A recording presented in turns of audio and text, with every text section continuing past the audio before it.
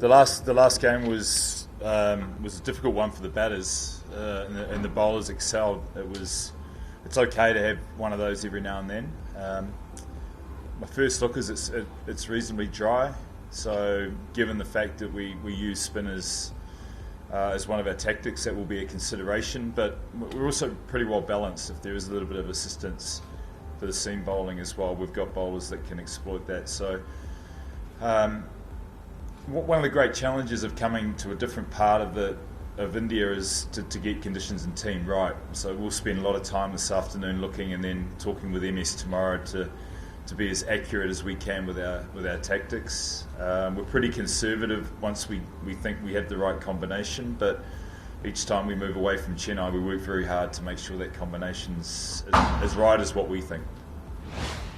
You have to respect so many players in this tournament. He is one, but there's also others in this team. So you've got to be very careful that you don't over-plan.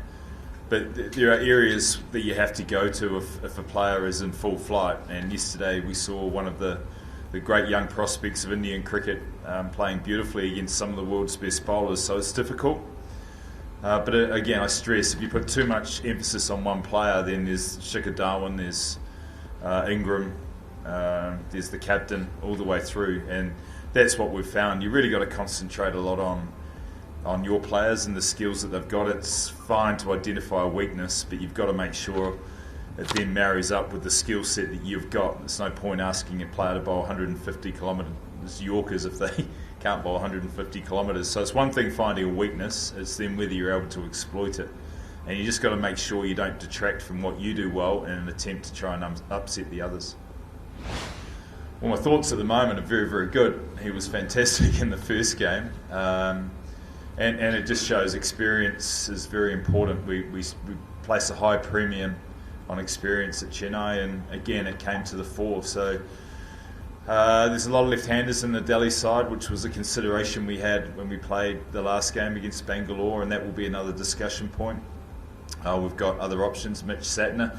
We're a little bit light in the fast bowling department with David Willey still in England, and of course losing Ngidi. So the other thing to stress is that we've made a big point of not just being an overseas team in an Indian side. It really is about the skill set that we've got. There was quite a bit made about only playing 3 overseas players in the last game, and I took that as a bit of a compliment that we were able to pick the best players we thought were available rather than having to stick to an overseas quota and an Indian quota. So I thought that was quite a positive for our side, and if so, we'll consider it again tomorrow.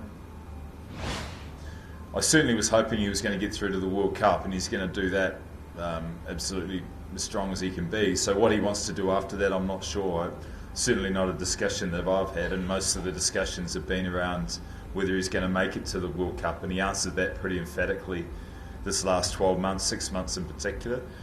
I don't know. I'd love for him to carry on with Chennai till the end of this cycle and then assess, but it's really a question for him and his motivations. He's playing well, he's leading well, and he seems to be enjoying himself. So there are 3 key factors that hopefully will keep him in the game for a long time.